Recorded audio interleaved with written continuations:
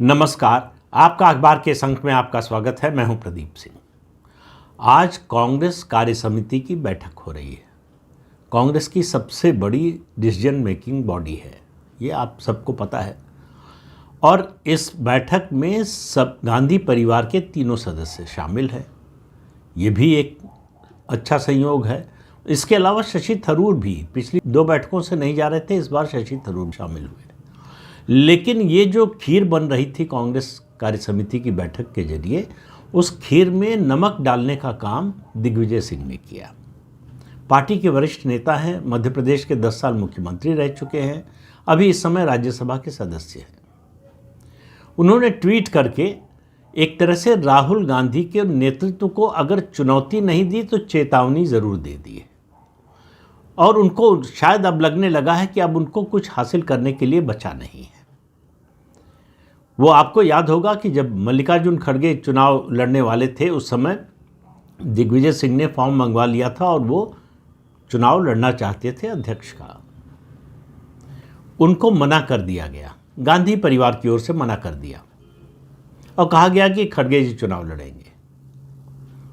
जब अशोक गहलोत को मनाने की कोशिश हो रही थी, उस समय दिग्विजय सिंह जो है चुनाव लड़ना चाहते थे। जब खड़गे का नाम आया तो उन्होंने अपना नाम वापस ले लिया, दबाव में लिया, इच्छा से लिया, किसी को मालूम नहीं। लेकिन उनसे चुनाव मैदान से हटने के लिए कहा गया या चुनाव मैदान में नहीं उतरने के लिए कहा गया और उन्होंने मान ली बात।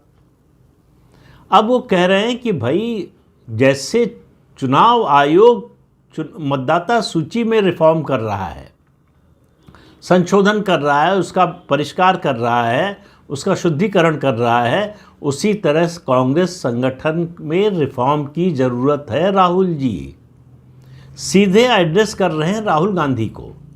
वो मल्लिकार्जुन खड़गे को एड्रेस नहीं कर रहे हैं, क्योंकि उनको मालूम है कि अध्यक्ष भले ही हों मल्लिकार्जुन खड़गे, ताकत तो राहुल गांधी के हाथ में।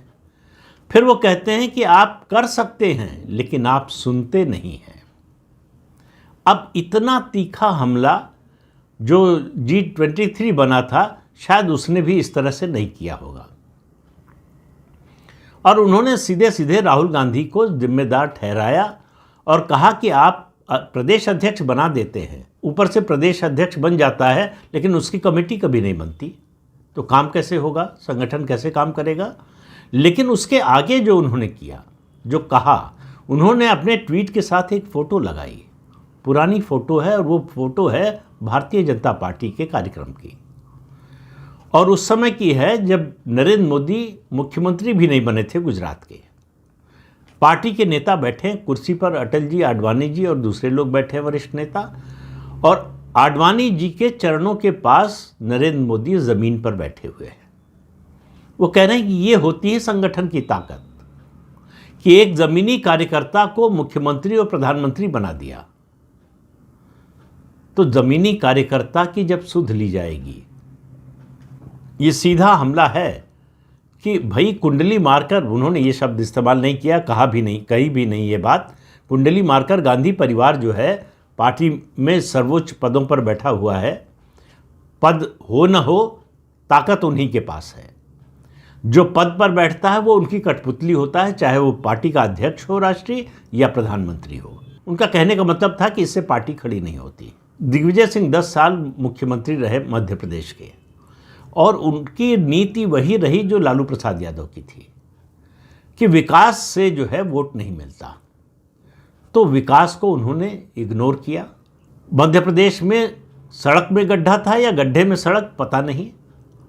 जो स्टेट ट्रांसपोर्ट की बसें थी वो लाल डिब्बा कहलाती थी, लाल रंग होता था उनका, तो लाल डिब्बा कही जाने लगी। और 2003 के चुनाव में जब वो मुख्यमंत्री थे, आखिरी बार थे, तब भारतीय जनता पार्टी ने एक नारा दिया था। उस समय भाजपा की ओर से प्रभारी थे मध्य प्रदेश के चुनाव के अरुण जेटली, और एक ही शब्द बंटाधार, तमाम तरह के मीम, कार्टून और सब कुछ बना कि दिग्विजय सिंह जहां हैं वह सब बंटाधार, पूरे मध्य प्रदेश का बंटाधार कर दिया। और कहा गया कि मुद्दा हमारा बीएसपी है। तो कुछ लोग शुरू में जब एक बात कही गई तो चौंके कि बीएसपी तो पार्टी है जिसका कोई तालमेल नहीं है मध्य प्रदेश में, जिस समय चुनाव हो रहा था बीजेपी से। उनका बिजली, सड़क, पानी, तीनों का अभाव था। बिजली की हालत बहुत ख़राब थी, चाहे किसान हो, चाहे छात्र हो, चाहे उद्योग हो, बिजली मिलना बड़ा मुश्किल था। सड़क का पता नहीं था, पानी की सप्लाई थी नहीं। तो उस मुद्दे के कारण जो कांग्रेस पार्टी सत्ता से बाहर गई, 2018 में 1.5 साल के लिए मुश्किल से आ पाई। पूर्ण बहुमत तब भी नहीं मिला था, लेकिन जोड़ तोड़ से सिंगल लार्जेस्ट पार्टी बनी थी, तो जोड़ तोड़ से सरकार बन गई थी, जो 1.5 साल से ज़्यादा नहीं चल पाई। और उसका कारण भी कांग्रेस का अंदरूनी कलह था। कहते हैं कि भाजपा ने सरकार गिरा दी, तोड़ दी, लेकिन कांग्रेस में बगावत न होती तो बीजेपी कैसे सरकार गिरा देती। कांग्रेस की मध्य प्रदेश में क्या स्थिति थी, तो शायद दिग्विजय सिंह ये कहना चाहते हैं कि देखिए, मैंने 10 साल इग्नोर किया संगठन को और शासन दोनों को मध्य प्रदेश में, और मध्य प्रदेश की क्या हालत है, कांग्रेस की वहाँ क्या हालत है। याद रखिए कि राहुल गांधी जब राजनीति में आए, 2004 में आए थे, पहला चुनाव लड़े थे लोकसभा का, तब उनके राजनीतिक गुरु दिग्विजय सिंह थे। तब ये कहा भी जाता था, लिखा भी जाता था। उसके कुछ समय बाद, कुछ साल बाद ये शब्द इस्तेमाल होना बंद हो गया और दिग्विजय सिंह ने कहा कि नहीं, आप लोग ये गलत कहते हैं, मैं उनका राजनीतिक गुरु नहीं हूँ। तो उस समय आपको याद होगा कि एक आंदोलन चला था भट्टा पारसौल में। अनिल अंबानी की कंपनी को बिजली संयंत्र लगाने के लिए, पावर स्टेशन लगाने के लिए, पावर प्लांट लगाने के लिए ज़मीन दी थी उत्तर प्रदेश सरकार ने। मुख्यमंत्री थी मायावती। जो ज़मीन अधिग्रहण हुआ था उसके खिलाफ आंदोलन चल रहा था। राहुल गांधी को समझाया गया कि उस आंदोलन में शामिल हो जाए, उत्तर प्रदेश की जनता उनके साथ हो जाएगी। तो वहाँ कांग्रेस के नेताओं के जाने पर या किसी भी पार्टी के बड़े नेता के जाने पर रोक लगी हुई थी। दिग्विजय सिंह गांव के रास्ते से मोटरसाइकिल पर बिठाकर राहुल गांधी को ले गए। दिग्विजय सिंह मोटरसाइकिल चला रहे थे, राहुल गांधी पीछे बैठे हुए थे, और वहां लेकर अचानक जो है पहुंच गए थे। एडमिनिस्ट्रेशन को इसकी भनक नहीं लगी। लेकिन कहते हैं कि इतिहास अपने को दोहराता है। आपको मालूम है कि दिग्विजय सिंह का राजनीतिक गुरु कौन था?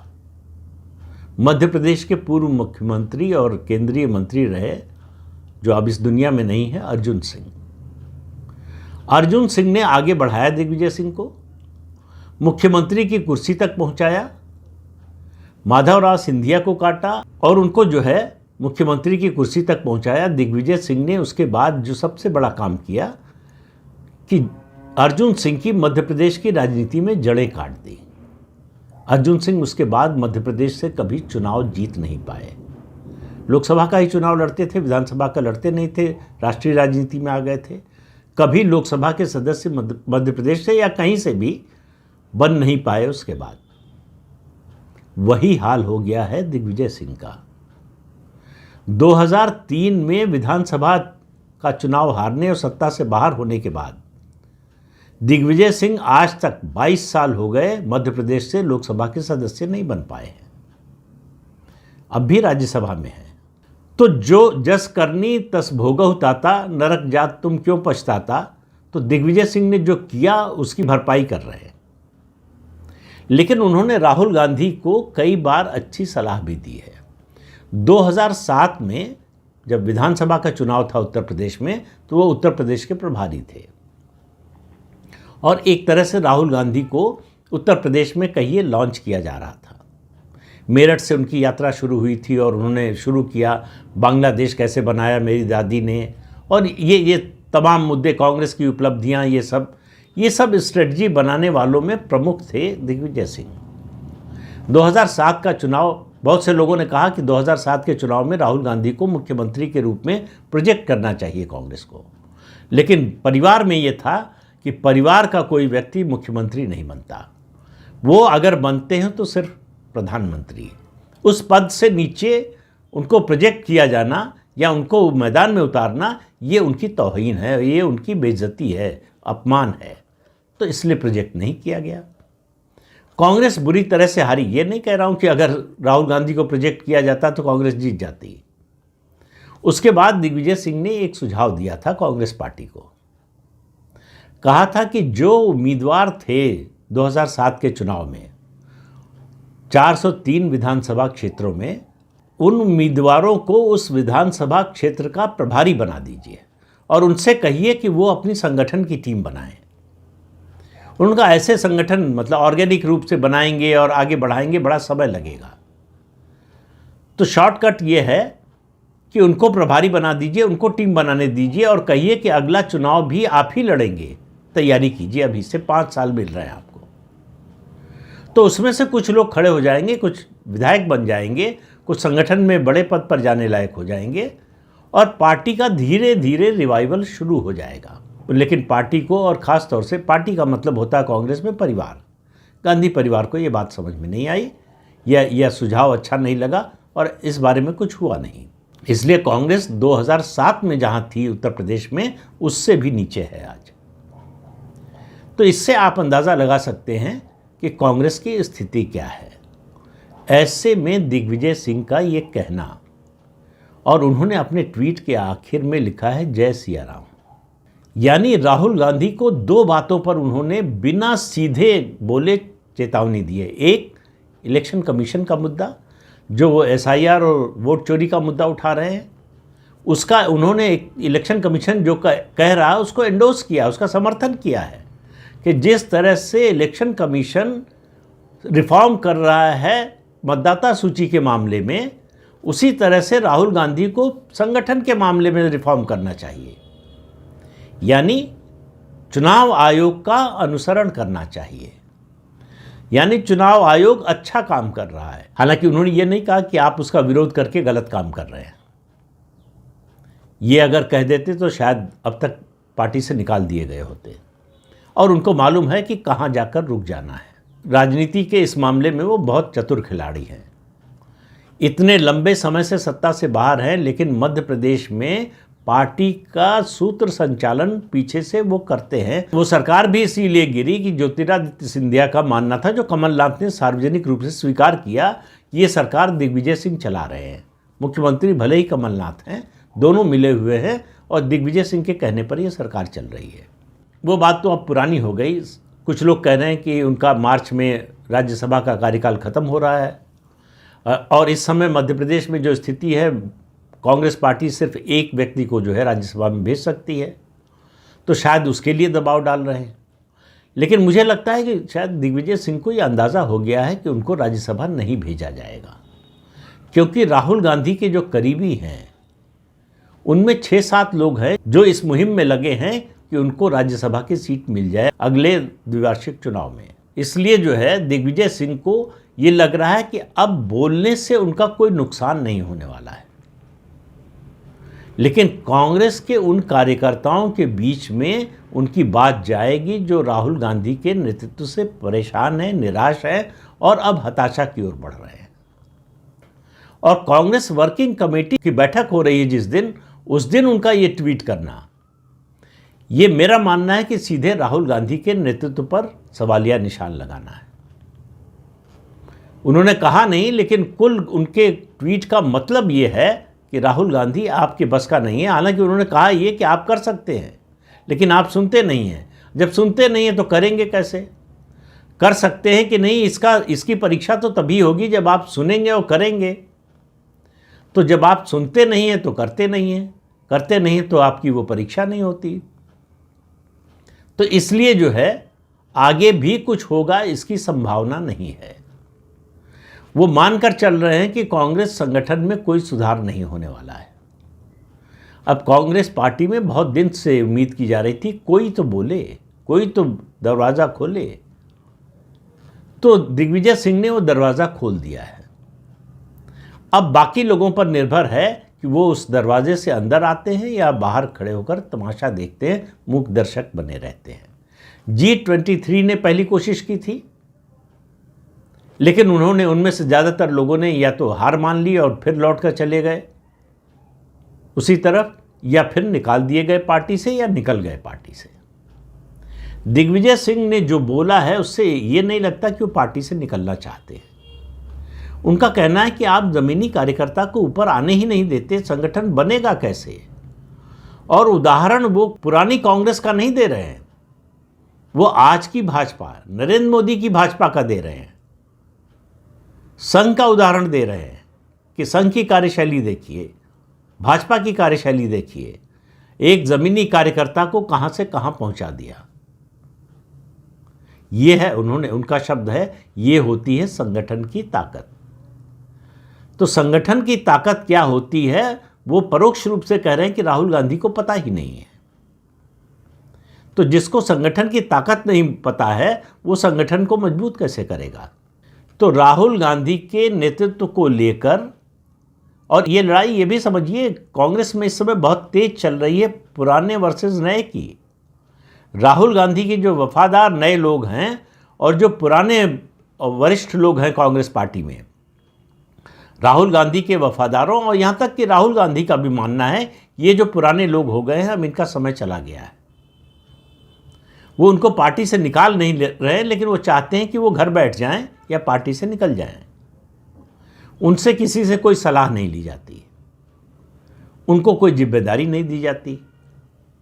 कुछ लोग हैं जो दबाव डालकर राज्यसभा ले लेते हैं, जैसे चिदम्बरम है, जैसे दिग्विजय सिंह ने कर लिया। इसलिए अब कांग्रेस पार्टी में राहुल गांधी के नेतृत्व को लेकर जो चुप्पी सन्नाटा था वो धीरे धीरे टूट रहा है। स्थिर पानी जो था राहुल गांधी के नेतृत्व को लेकर कांग्रेस के अंदर, उस स्थिर पानी में दिग्विजय सिंह ने एक पत्थर फेंक दिया है। लहर उठी है, अब ये लहर बड़ी बनेगी या फिर पानी स्थिर हो जाएगा ये पता नहीं है। लेकिन अपनी ओर से दिग्विजय सिंह ने असंतोष का, बगावत का मैं नहीं कहूँगा, असंतोष का झंडा उठा दिया है। अब उसका नतीजा आगे क्या होगा इस पर चर्चा होगी। हालांकि उनके ट्वीट का जवाब जो है राहुल गांधी ने नहीं दिया, ट्वीट करके मल्लिकार्जुन खड़गे ने दिया कि कांग्रेस ने क्या क्या किया है, लेकिन उन्होंने ये नहीं बताया कि कांग्रेस ने क्या क्या खोया है। 90 से ज़्यादा विधानसभा चुनाव हार चुके हैं राहुल गांधी पार्टी में सक्रिय होने के बाद से, सांसद बनने के बाद से 3 लगातार लोकसभा चुनाव हार चुके हैं। तो आखिर इसके लिए किसी की तो जिम्मेदारी तय होनी चाहिए, कोई तो जिम्मेदार है। जिम्मेदारी की भी बात छोड़िए, इस पर कोई तो मंथन चिंतन होना चाहिए कि आखिर ये क्यों हो रहा है, इसको सुधारने के लिए क्या करना चाहिए। वो ऐसी कोशिश होती हुई भी कहीं दिखाई नहीं दे रही है। दिग्विजय सिंह यही कह रहे हैं कि संगठन का पुनर्गठन कीजिए, संगठन में नीचे के लोगों को ऊपर भेजिए। ये ऊपर से जो अध्यक्ष भेजने का सिलसिला है इसको रोकिए। अध्यक्ष ऊपर से भेज देते हैं, कमेटी बनने नहीं देते।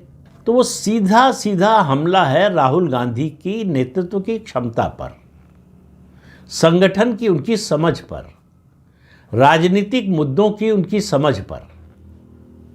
अब इसके बाद तो अगला कदम सिर्फ बगावत हो सकती है, लेकिन वो होती हुई दिख नहीं रही है। तो इस अंक में इतना ही, अगले अंक में फिर मिलेंगे किसी नए मुद्दे के साथ। तब तक के लिए अनुमति दीजिए। आपसे अनुरोध है कि चैनल देखिए, शेयर कीजिए, लाइक कीजिए और सब्सक्राइब जरूर कीजिए। नमस्कार।